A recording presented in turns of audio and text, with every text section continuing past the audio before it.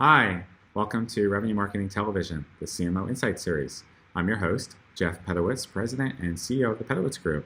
Today as our guest, we have Megan Lueders, who is Chief Marketing Officer at Zenoss. Megan, welcome to the show. Thank you. Thank you for having me. Oh, it's a pleasure to have you.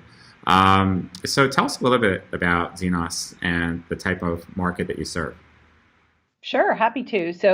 Zenoss is a B2B company located here in Austin, Texas. And for us non-marketers, what we sell is a very technical product. We actually manage the IT infrastructure that Fortune 500, Global 2000 companies have in their data centers, whether those data centers reside in the cloud or on-premise or a combination of the two. And marketing to a group of, we would love to say CIOs, but the reality is it's more of director level and lower IT professionals is where we spend all of our time.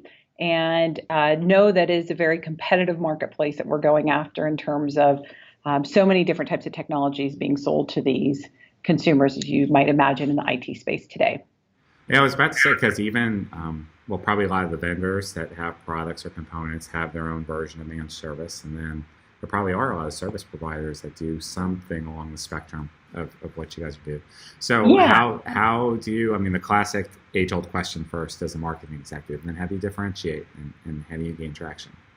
Yeah, I think it always comes down to the fundamentals of marketing, right? You have to have great messaging and be able to position your product properly amongst the slew of many. And in our space in particular, right, crystallizing what you do and making sure you have a differentiated message is important. Probably what's more important is ensuring that you have a brand presence, you are relevant, you've got an opportunity to experience or for customers to see your product, but for you to be really crystallized on where you fit within the marketing or with the IT ecosystem. And if you can do that, then you've got a very good position to be able to make your brand more well known within whatever vehicle that we're marketing today. But it really, in this space in particular, comes down to that positioning and messaging more so than other technologies may Now, is encounter. that your only market, really, that kind of Fortune 1000, 2000, or do you go down market and serve other? Yeah, well, we could. What makes us, a product that can span any vertical is that it is something that applies to any IT organization. There are certain tools that can be used at more of a tool level to do what we do, but we are designed 100% for the enterprise, large enterprise. So we've got the ability to scale immensely. Whereas other more piece tools would only be able to perhaps focus on a particular business unit or a couple sets of devices or servers, routers, storage devices that you may have. So given then I have big clients, but a smaller number of total clients, is your strategy more kind of ABM versus your demand gen inbound type of approach? Yeah, great question. So we absolutely are much more specialized in terms of we know the ideal customer profile very well. It is more expansive than just the Global 2000, but we have a very keen eye on what makes up that ideal customer from the size of the company to the revenue to the number of employees. And in our case, it comes down to really how many managed resources or how many IT devices that need to be managed. And so we're able to hone that market from being that very broad spectrum to a more narrow approach to who we need to go after. And like I said, vertically, we can really play in any vertical from high tech to finance, healthcare, education. We play well across them all. But knowing exactly what that target profile customer looks like has been very important for us as we try to stay more focused on the marketing activities that we invest in. So a lot of people talk about ABM. It's probably such a buzzword over the last couple of years. In your case, you have to do it, just given it's out of your market. But how are you actually? Tell us a little bit more, I guess, about the details and how you're making it work. Sure. So, I would tell you as a marketer, I don't know how you cannot not do the traditional marketing. You still have to have a presence. You still have to organically optimize your website. You likely are still investing in paid digital of some sort. That's more of the across the wide net. You can't partition who comes in and who doesn't. But the activities and what may have been perceived as more of a traditional spend, such as an event, a trade show, you could absolutely apply a filter of ABM at every show. For example, we want to make sure that we've got 20 accounts that we're going after that we believe will be attending that show, and how do we set up the meetings proactively before that event happens. The meetings will be conducted at the show, and we put an ROI metric to those 20 accounts that we met with. In and of itself, from the show perspective, we of course know how many leads we scanned and what the conversion rates are, but really the true ROI is associated to those 20 accounts that we were targeting to meet with and speak with at that event, in addition to, again, the larger audience that may be coming by to visit the booth. So one small example, but otherwise the vast majority of our marketing programs really do take a very focused approach to ensuring that we're hitting those targeted accounts in a variety of mediums, from digital to events to direct mail. You name it, we try to have a key focus on that narrow scope of accounts we want to go after and the right contacts within those accounts. How have you aligned with sales internally to make that happen? Well, that's step number one with sales and marketing. That had to be aligned back when we started the initiative. So it wasn't something that marketing just came up with and said, now let us bestow this new great marketing plan. It was something that we had to have in complete partnership with not just the head of sales, but the entire sales organization. And so the first step of that was clearly aligning the accounts that we were going to go after and making sure that they were part of that process. While marketing and marketing technology certainly could help whittle the field down to give a kind of a suitable or more manageable list to sales and say, okay, here, use this as your starting point. From that point forward, there really was a partnership in terms of who we needed to go after, and then how do we assemble the contacts within those accounts to target. The marketing programs that we run to hit or to target those particular contacts and accounts is something that clearly marketing it takes the vested interest in, but sales has to absolutely be a part of that process, almost each stage of the journey, and or be made very well aware, because they're a big key to the success of ABM. So are you compensated in a similar fashion to sales? While sales is certainly compensated on what they're closing, we as a marketing team absolutely is compensated, and we are looked upon in terms of what the pipeline is, how much pipeline were we able to generate, where did it come from, and then what is the success of those of that pipeline. So how much of it resulted in a closed one. And so, yeah, marketing is certainly measured, and our performance is measured both by output, but also not just output on execution, but output of deals. And does that I guess that culture of performance measurement, does that filter all the way through your marketing organization? So even the people that are just coming in at an associate level? Yeah. So, I mean, one of the big things that we do is every year and twice a year, we get back together to ensure that we've got key objectives and key results really tied to our performance. And how does that line up specifically with the sales targets that we have in place? But, throughout the year, territories may change, or as you're growing, you're adding more reps. And so do we have the right type of alignment? And if the alignment in the programs that we have running, are they going to be able to hit the targets that now sales has been given? And so we look at that at least twice a year. We look at it. We obviously review our performance every quarter, every week, every month. But in terms of modifying it across the board so that we can scale up and down our performance measurements so that we do get paid our bonus, that is certainly something that we do every year. So I guess curious with your team, because I'm constantly getting questions from CMOs. What's the best way to set it up? And honestly, there's probably not one universal way, but just curious, how have you organized your team? What functions, what departments? Yeah, so I mean, we're by no stretch a super large team. I feel like I've got the right amount of people to do the jobs that we need to do, but we're small and we're nimble, and so a lot of us wear multiple different hats. And if you are going to invest in an ABM program, again, it's got to be under the context that you're probably not abandoning your traditional marketing activities. You still have to do your pay-per-click and your organic search and website development and content, all that good stuff. And so with my team, they do wear both hats, and they wear them blended, where they have the responsibility that has to be met at the organic and more traditional sense. And so we've got numbers that they're held accountable to that. But all the programs that we do that have, I would call that ABM lens on, they understand that the focus that they have to take with every program from here on forward has to be under that ABM lens. So again, I'll say paid digital aside, everything else we do, if we're doing an event or we're doing a webinar, how do we make sure that we've got specific ABM targets within those programs that might be considered at some point more of a broad spectrum? Okay. Oh, that's great. Is there a certain, well, you said generalist, but Mhm. is there a certain type of person you look for when you're looking to hire, attributes, personality?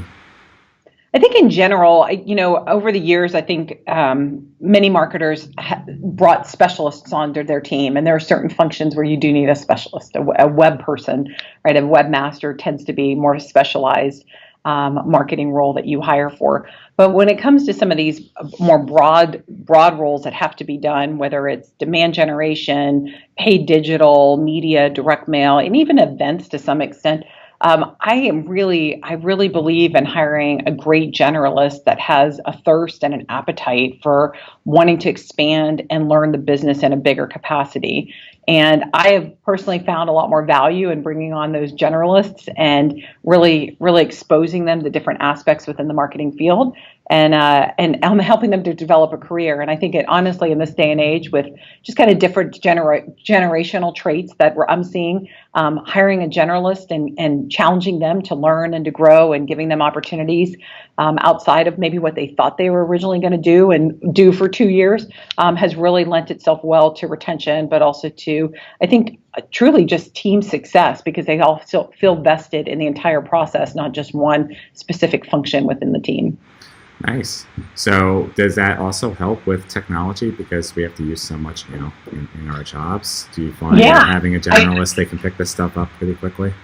it's a completely great question and so fair to think that, gosh, well, would you have a technology specialist? And because these technologies really have to span almost each one of these functions that I would say, whether it's demand gen or digital marketing, or even again, what events I'm going to target, you really have to be knowledgeable in the tech stack that is deployed throughout the organization. And not just for the marketing benefit, but really to be a communicator and a partner to sales as well. And I think everyone on this marketing team is extremely competent and well versed to be able to speak to anyone on the sales team about any of the programs we're doing, but also how these technologies work because they themselves have had to get familiar with them. And if I had had that relegated to just one person, I believe I would have missed out on having more broad exposure to the values and the extraction of the greatness of what these tools that we've deployed can do for a team, but overall for the company. And clearly, marketing ops will be more technical and go in depth. But having that broad spectrum view and a fundamental understanding across the board on the marketing team about how the tech stack can help give us better performance results and insights has been key for us also working better with one another too. So we were talking before the interview started. You were an early user at one of your former companies at Eloqua, so you've been around and using technology for a long time in marketing. Do you find that as technology has grown so much and companies are spending more, that the expectations of you have changed and what you're expected to do from a scaling or impact point of view? I do think the role of marketing in general is becoming a much more important and pivotal role to the business. So I will start there to say that I think the insights that marketing has in terms of the prospect down to the actual customer is very informative and it's very telling and it could be very insightful to the entire business. What was once perceived to be, excuse me, just a true partner to sales can now be perceived to be an even bigger partner to your services organization or to your support organization or to the renewal organization. And that can obviously translate very well down into finance also. But I think for a long time, marketing, was thought about as maybe just early stage or how do I bring people in top of funnel. But the insights that I can offer up throughout the entire buyer's journey, and then once something closes and what people are, what these customers are now doing on the website and where they're visiting and maybe some keywords that they're typing in that might be in conflict with what we do. How do I keep the entire organization abreast of that? Is something that marketing is now at a position to which they can do that and be more informative across the board. And that was not the case, 4 or 5 years ago, when marketing maybe was thought of as just the technology, providing the technology depth for their specific organization. Good point. So as you reflect now over the course of your career, what do you think have been some of the greatest lessons you've learned?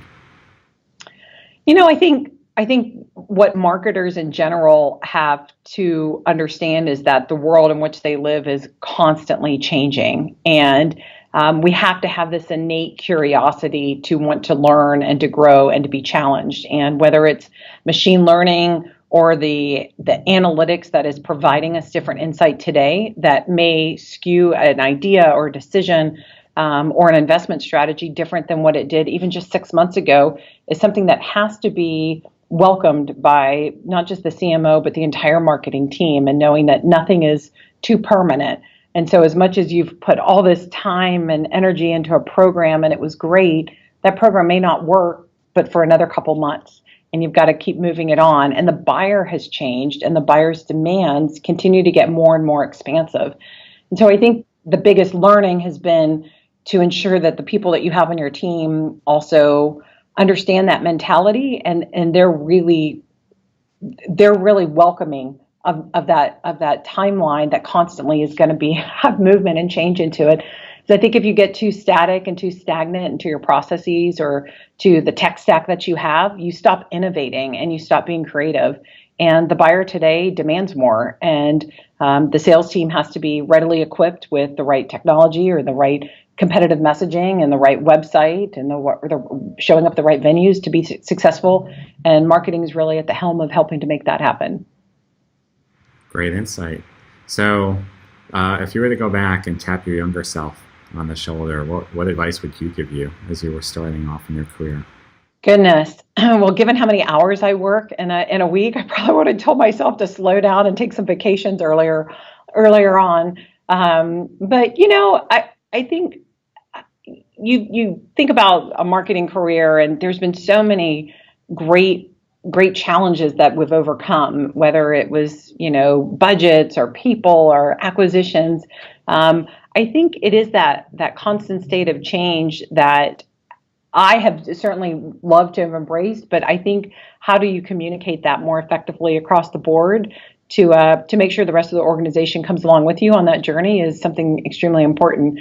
And the rate in which that change happens really, I think, has allowed for certain people's careers to go faster than others. And I look back and think of all the things that might have accomplished or you would have done differently. And, there's always a program you would have tweaked or a different creative or a different, way that you would have said something. But for the most part, I think once you're somebody that continues to persevere and you've challenged yourself to be curious and to innovate and to be creative and to push yourself to think a little bit differently, I think you realize that you're in the best spot that you could possibly be for that time. And bringing the whole team along with you for the ride is half the fun. And how do you do that and constantly stay motivated and keep going is part of the journey. Very zen of you. Yeah. Right. Well, Megan, thank you so much for being on the program today. Great insights. Love hearing about your story. And we'll be sure to follow your success going forward with Zenoss. Thank you. Great. Thank you so much for your time. You bet.